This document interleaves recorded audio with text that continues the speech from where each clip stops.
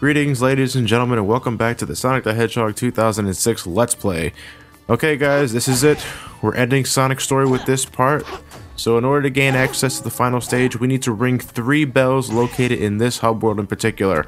So with that said, let's whip out the Sky Gem that we bought earlier. Fling in at one of the bell towers to get there as fast as we humanly can. That is... ugh.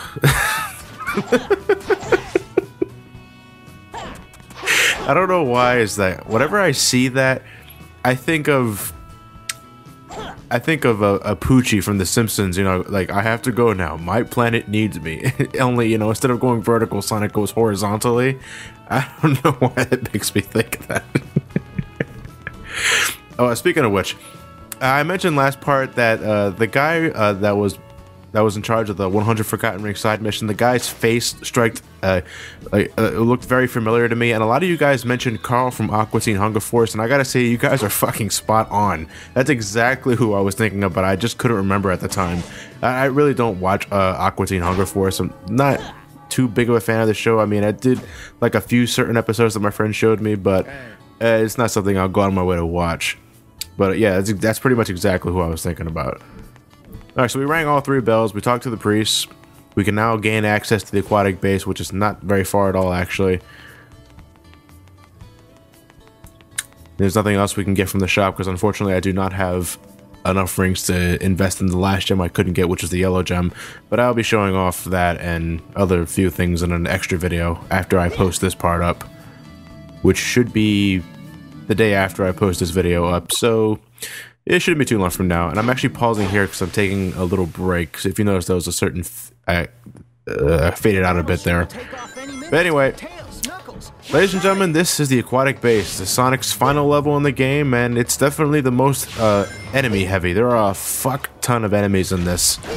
So much so that it is very possible to get an S rank off enemy score alone. I am not kidding. If you go out of your way to kill every single enemy, or close to every single enemy in this stage, you are guaranteed an S rank, assuming you don't die, or, you know, yeah, that's it. Just don't die. You'll get an S rank off enemy score alone. Because in addition, you know, in addition to the time bonus and assuming even if you abuse the red gem and get a really big time bonus, your score can reach like the 70,000 to 80,000 range. It is very possible. It is really, really possible. And unfortunately, a lot of the enemies in Aquatic Base are enemies with health bars, and you know how much I hate those.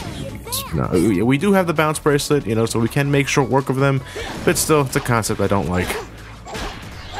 Yeah, throughout the entire stage, I am using the red gem to slow down enemies and everything around me tremendously, so whatever helps, you know, just put it to good use. Can I get the rainbow ring? Yes! I don't always make that. I'm kind of glad that I got that. An Aquatic Base, actually, it really isn't too bad of a level, for a final level especially. One thing that, my absolute favorite part of Aquatic Base is the music. I love Aquatic Base's soundtrack. Both the first half and the second half. It's one of my favorite themes in the entire game. But in terms of like the stage itself, there's not really too many gimmicks of Aquatic Base. I mean, there is this room right here that is full to the brim with all these metallic spheres, these magnetic spheres, I guess. And I guess the point of them is they were supposed to disorient you, or make your homing attack useless. But as you can see, I'm still doing pretty damn good. Again, like if you want to clear shot at your enemies, just hold the analog stick toward the enemy you want to use the homing attack on, and most likely or not, the homing attack will go right for him instead of the metallic sphere. Located also in Aquatic Base are these magnetic poles that will glow blue the moment you touch them. Any enemy around the magnetic pole, when you activate it, will immediately die. It's one of the best ways to kill enemies in this stage. If I get on this ball, I'll be able to get over there. Well, fuck that. We're not going to use that, because, ladies and gentlemen, this is the true power of the purple gem. Space jump, motherfuckers. Ugh. Look at this. It's the space jump for Super Metroid. Because the bar on the lower right was not programmed properly, we can use it as much as we want. It's the space jump from Metroid 2 and every other Metroid game after that. It's just wonderful. Look at that. Metallic sphere be damned. And this is also the final time we are controlling Tails, and look at that wonderful ground speed. But anyway, these are the magnetic poles I was talking about. Again, the moment they activate, every surrounding enemy will die immediately. So, you know, every time you see one of those, go immediately after it. Make your trip a lot easier. Unfortunately, these guys are nowhere near the magnetic pool, so we have to use Tails' unreliable dummy ring bombs. Again, I don't understand what was... I don't know what was wrong with Tails' Tails attack from Sonic Adventure, or just jumping on enemies from the 2D games. I mean, hell, if I recall correctly, you can jump on enemies in Sonic Adventure as well, couldn't you? I believe you could. I mean, in this game, you have to use either the homing attack or, if you know, for Sonic, or the bounce burst to damage enemies. And in Tails' case, you have to use the ring bombs. I don't get that. But granted, I mean, jumping on enemies in a 3D game is not really reliable in the first place, but at least you could do it, which was my point. I'd rather jump on enemies with Tails than use dummy ring bombs. Wow, that was redundant. Anyway, you also may have noticed that whenever I'm shooting dummy ring bombs with Tails, the camera switches to a first-person view spontaneously when it feels like it. Because actually, if you hold down the attack button with Tails, you can, before launching the dummy ring bomb, aim in the first-person mode. But the only problem with that is that you don't have any sort of aiming reticule. Reticule. What a reticule? I don't know. And because there's no reticule at all, it's really unlikely that you'll actually hit where you're aiming at. I mean, you can sort of aim with it. I don't know. To me, it's too unreliable. I would just fly over whatever you're gonna hit with and just drop dummy ring bombs that way. You're more likely to hit it that way than, you know, the first person mode. And this particular section always bugs the hell out of me, because look at that. I hit him point blank. Well, not point blank, but I hit him dead on with the dummy ring bomb, and he didn't die. Now, that blue enemy does have a health bar, but it didn't even respond to the first hit. That guy's still alive. Even if you activate that magnetic pole right there, which is supposed to kill every enemy around it, it still doesn't kill this guy. You have to go out of your way to fly over this dude and hit him with the dummy ring bombs. And now he's finally dead. I can finally continue on with the rest of this section. It's the most annoying part with Tails in this entire game, is that section right there. But damn, that is... Look at all the mayhem that magnetic pole caused. And as soon as you flick the switch, control shifts back to Sonic, and now we're back in this central hub that we were in earlier, but now, because we completed the Tails section, there's another door that's open. So we continue on with the rest of this section of the game. Well, section of the stage, I should say. And this is a point where you can activate all these magnetic poles, and you'll get a really big point bonus for doing so. So just don't touch any of the enemies. Just worry about the magnetic poles, and you'll rack up those bonus points really high. You can even take your time with the magnetic poles, and you'll still consider it a combo, because as you see right there, it took me some time to hit that magnetic pole, but it still acted like it still counted towards the combo. And I got 11,000 points because of that. Now, you're supposed to homing attack towards this section right here, but I usually just like using the Sky Gem, and that'll send you right back to, that'll send you to the next part of Aquatic Base. I love that. And these laser gates, Sonic can harmlessly pass by sliding, doing the slide kick as soon as you touch them. I don't know if that was intentional. I'm going to assume it's the game's faulty programming that allows you to clip through them harmlessly, but, you know, whatever helps, just do it. And in this particular part, I like using the purple gem just to ignore all this platforming, but if you want the goodies, you're going to have to jump on all these, because trying to land on something with a purple gem while you're this tiny and moving this erratically is really hard to do.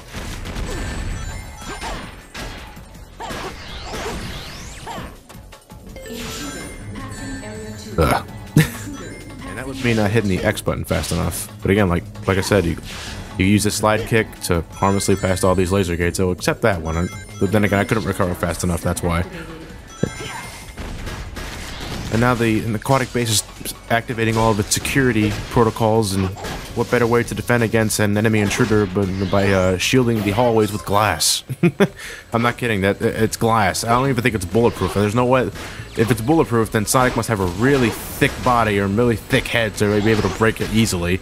But granted, I'm pretty sure Sonic's moving at the speed of sound when he's using his homing attack and whatnot. But, oh, so I'm sorry, suddenly Knuckles. I didn't even see him when we opened the door, but apparently Knuckles wants to take lead. And this is the final time we're controlling Knuckles too, so let's see how ineffective Knuckles could be this time. Let's see. Nope. Nope. Nope. Nope. Nope. Nope. Oh, there you go. It took you for fucking ever. But hey, it died anyway, so I guess it counts for something. Ineffectual dipshit. Anyway. It's actually at this point where it's actually real easy to get stuck on these walls with Knuckles. Yeah, you figured you'd get stuck on the walls more often with Flame Core, but no, actually Aquatic Base can actually give you the hardest time with Knuckles in terms of using his fist to climb the walls. He doesn't actually use his knuckles when he's climbing on walls. He just taps into his inner Spider-Man and uses his palms. I don't know. Sticky fingers, I guess. Knuckles, thanks. All right, let's roll. Now, I would use a Sky Gem for this part right here, but there's actually a laser gate that's just beyond our sight. Well, it's one of those phasing in and out laser gates, you know, the ones that deactivate after a certain amount of time and let you safely pass it. I would suggest using the purple gem for that part, or you can use a Sky Gem if you want to time yourself and get past that area a little quicker. But if not, just use the homing attack. It's really not that hard of a section anyway. And because I am a raging kleptomaniac with ring boxes in this game, I have to go out on my way to get that ring box. Luckily, we are actually almost done, because after this enemy onslaught, there'll be one more hallway, and then one more enemy onslaught, and that'll be the end of Aquatic Base. And again, every time there is a cluster of enemies, if it's not the cluster of enemies that you can, you know, kill one guy and it destroys them all kind of group, there's usually always a fire crate conveniently placed where the group of enemies are at. So just go after the fire crates to take it, you know, do as much damage as quickly as possible just to make the section a bit easier. And right now, I'm going to show off the green gem here. And again, deceptively large range. I was able to kill the two bigger robots to the side. Okay, well, he didn't die. But again, I really recommend just using the homing attack and the bounce bracer for larger enemies. But the green gem can be helpful if you just time yourself right and make sure the enemies aren't in the middle of attacking you when you're using it, because you can't defend yourself while Sonic is using the green gem. So, you know, just wait for that missile to bypass you and then, you know, green gem away. Yes, green gem is a verb. Here's that wonderful security measures. Glass. Hey, he's not even putting any effort into this. I'm going to assume this is supposed to be bulletproof glass. Because I mean, Jesus Christ, look how easily I'm breaking this shit.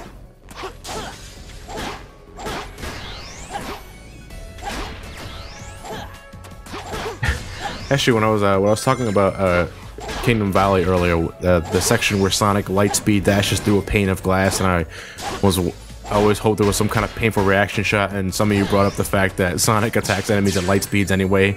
Wouldn't that cause a painful reaction shot too? Yeah, but when Sonic's attacking enemies with a homing attack and such, he's in his curled he's in a ball state. He's in a defensive position when he's attacking enemies. The Kingdom Valley section where he's going through the pane of glass, he is hitting that pane of glass face first. He doesn't attack enemies with his face. He attacks enemies with his spines. You know, to me, I think that warrants a painful reaction shot. Yeah. But that is the end of Aquatic Base. That is the final level of the game. And if you look closely at my score counter, yeah, I got 48,000 points. Even though I died in the middle of the Tails section, I still came close to S ranking that off enemy score alone. It's real easy to do.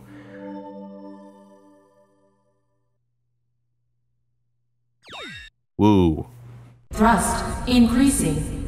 Engine output at maximum. I'm sorry, I must have accidentally switched to the robot pornography channel. Gate open. Lifting off.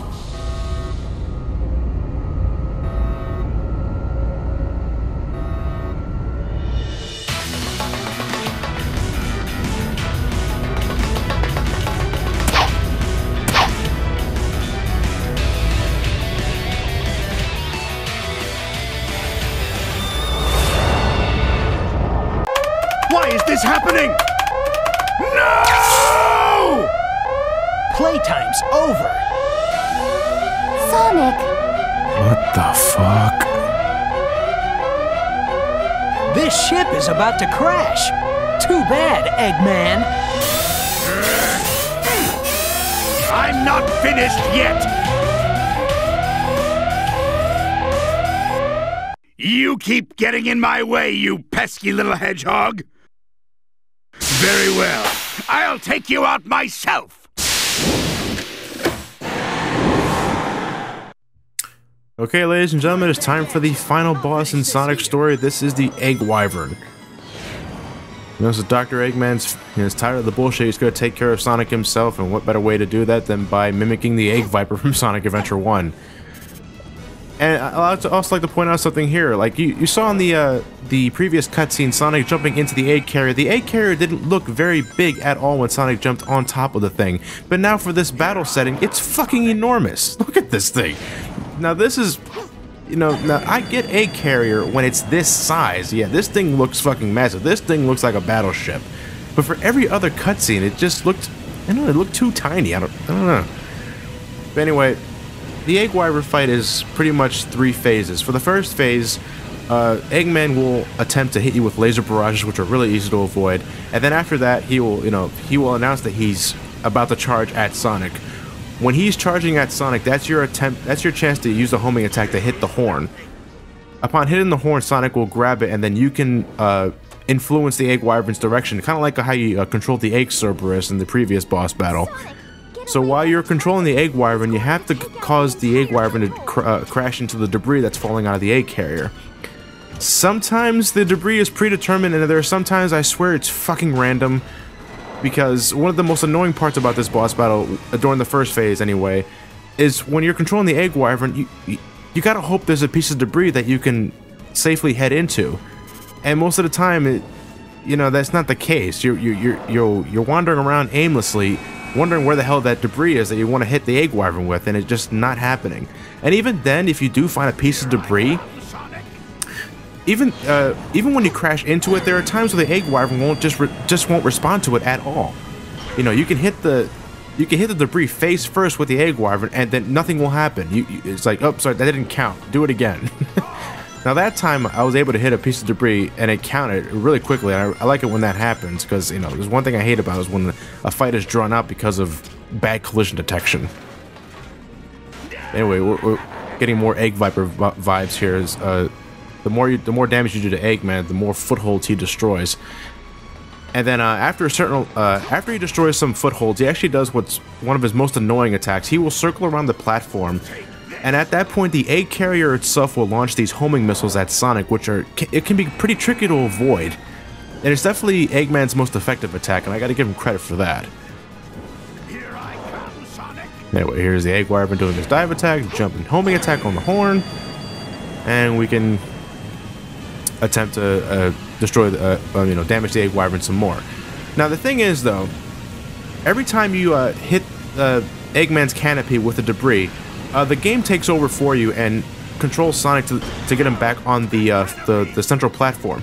But as we can see here, the camera flips out on me and I miss the platform.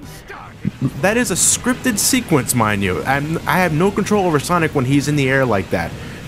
But here's something else that can happen. If you take too long, Sonic loses control and he will jump back into the central platform. But because Eggman was in my way while I was in the middle of that scripted sequence, I ended up running into him and falling to my death again. So for your convenience, I have edited out to the point where I have destroyed Eggman's canopy. Yes, when Eggman gets hit 3 times from hitting the debris, the canopy on the Egg Wyvern will break loose, and now you can attack Eggman directly. So, again, we're pulling it. Eggman's pulling into his inner Egg Viper, because that's all I can think about. And now he also has this massive laser attack, which again is also real easy to avoid because the blast radius looks large, but it has a really tiny hitbox. So now Eggman's exposed himself, the cockpit I mean, and you have to homing attack in order to damage him. So this is where the boss battle gets a little more fast-paced. You no longer have to control the Egg Wyvern to hit debris, thank God. And at this point, it's just, he destroys more footholds, and you just, get out of the way. It does take a little bit for the footholds to be destroyed. And the projectiles that destroy the footholds themselves can't actually, they don't actually damage Sonic. Not even the sparks of electricity that the projectiles emit. It doesn't hurt Sonic at all. So, you know, feel free to take your time with that. See if you can make it through here, Sonic. I'm sorry, that's Sonic Adventure. Well, then again, this whole battle is the Egg Wyvern. I mean, it's definitely a little different, but all the quotes are ripped right out of Sonic Adventure, only instead of Dean Bristow saying it, it's Mike Pollock. It's actually one of the things that was going through my mind when I was first doing this boss battle on my first playthrough of this game. That's all I could think about was the Egg Wyvern. You know, I was waiting for Eggman to, you know, to say, "Get a load of this," and you know, well, you guys know the rest. Again, here's that large-ass blast attack. No deal. Real easy to avoid. This is it, Eggman! Prepare for another defeat! I won't go down like this! So, what does Eggman do if we won't go down like this? Well, of course, he's going to try the nose-diving strategy one last time. So he'll destroy the last remaining footholds, except for one, the one that Sonic's standing on right now. All he had to do was all he had to do was launch one more of those foothold destroying projectiles, but no, he doesn't. He failed to capitalize on that and lets Sonic live by standing on that remaining foothold. So he tries the diving strategy one more time, but of course that didn't work the first time, so let's show Dr. Eggman who's boss. It's time to die, you fat bastard.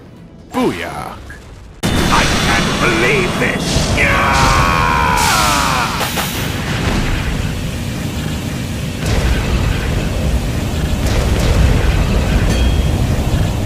The hell kind of death animation was that? That looks I will never take Dr. Eggman seriously after a death animation like that. But then again, it's not really his fault. That's the horrible physics engine. Again, why didn't he just destroy the last foothold Sonic was standing on? I will never know. This is the same goddamn medal you gave me the first time. Ugh.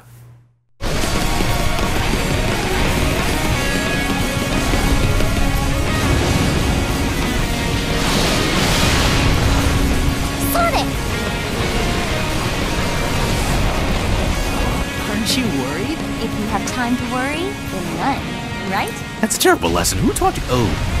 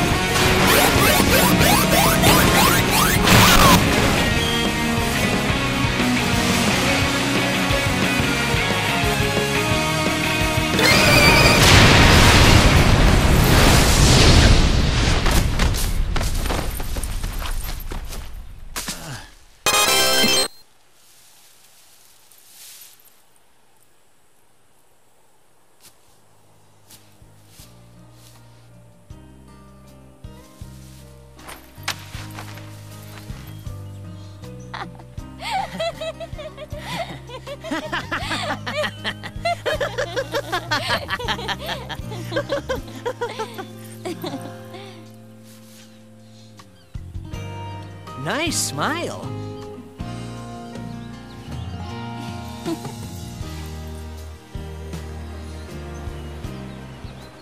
It's amazing how she didn't break a single goddamn bone in her body. I can understand Sonic surviving something like that, but anyway, if you might have noticed, I'm not going to bother showing the credits because we'll look at the credits when we finish the game completely. You know, after we do Silver, after we do Shadow, all that jazz, because the credits are pretty damn long, enough to play 2 songs, and well, in terms of my overall opinion of Sonic's portion, you know what? I think I'll save that for the extra video with Sonic. I'm going to be doing an extra video with each story. Like, I'm going to do an extra video for Sonic, an extra video for Silver, an extra video for Shadow, of anything that I think is worth mentioning. So I'll save my thoughts on Sonic's portion then and there, because this part's already over 20 minutes long, and I don't want to drag it out any longer. So next time we meet, we're looking at the extra video. Anything that I want to think is worthy of showing off, I'm going to show off in the extra video. Then after that, we're going to start conquering Silver the Hedgehog's playthrough. So until then, see you guys next time.